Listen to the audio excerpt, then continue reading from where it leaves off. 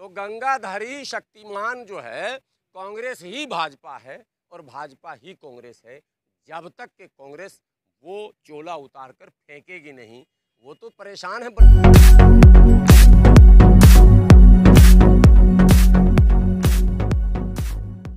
को कि अपनी सरकार है।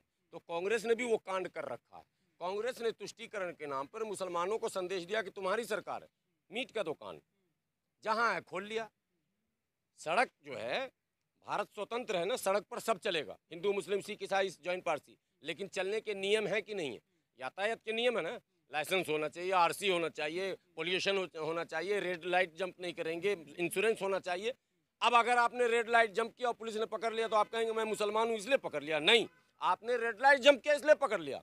मीट की दुकान पूरे भारत में सेकुलरिज्म के नाम पर कांग्रेस जैसी पार्टियों ने मुसलमानों का खोल लो, यहाँ भी खोल लो, वहाँ भी खोल लो। अरे लाइसेंस क्यों नहीं दिया आपने?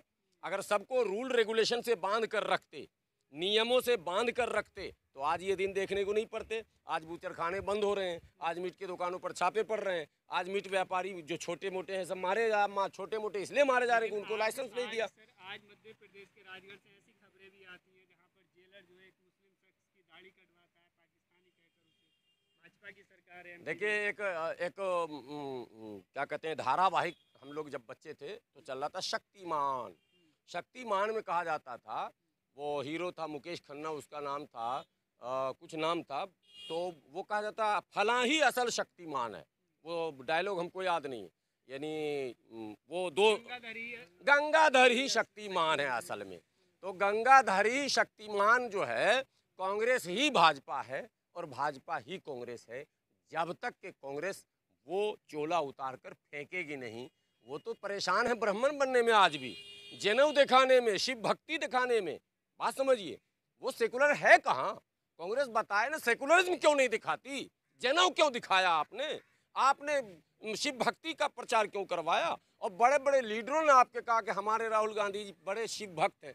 तो फिर डेमोक्रेसी में शिव भक्तों को हम नहीं देंगे।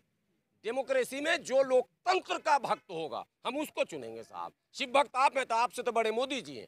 जब शिव भक्त को ही वोट देना होगा तो मोदी जी तो 12-12 घंटे जो है वो लीन रहे हैं, आंख बंद करके पूरा साधना साध लिए हैं।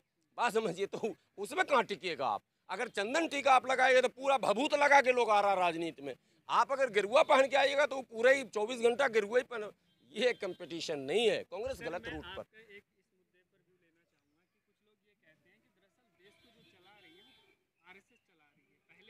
आरएसएस कांग्रेस के साथ थी तो कांग्रेस आरएसएस के हिसाब से चल रही थी। आज आरएसएस भाजपा के साथ है तो भाजपा उसके हिसाब से काम कर रही है। आपको अभी संसदीय बोर्ड जो भारतीय जनता पार्टी का है, जो एक सबसे ताकतवर बोर्ड है, संसदीय बोर्ड में नितिन गडकरी जी को हटाया गया, योगी जी को हटाया गया, मामा ठाकुर जो हमारे मध्य प्रदेश के मुख्यमंत्री उनको हटाया गया।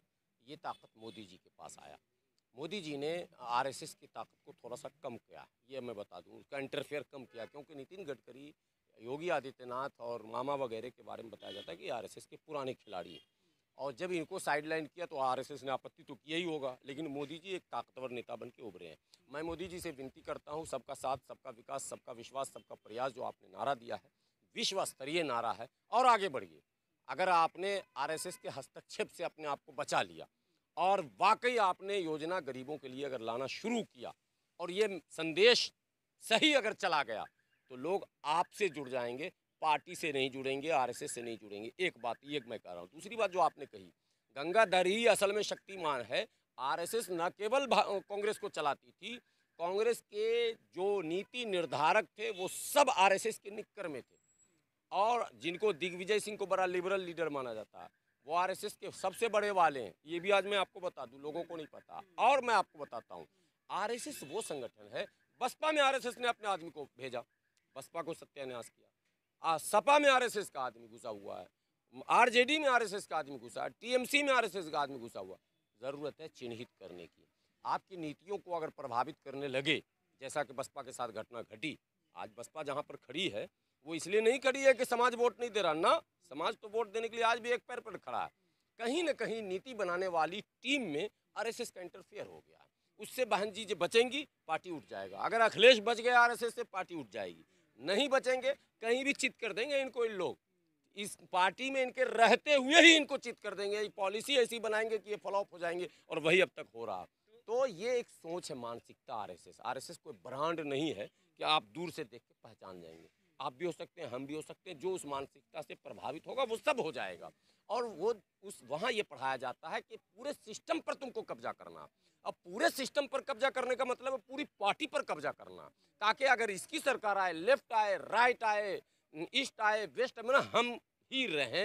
ये है असल पॉलिसी, और इसी को समझना है।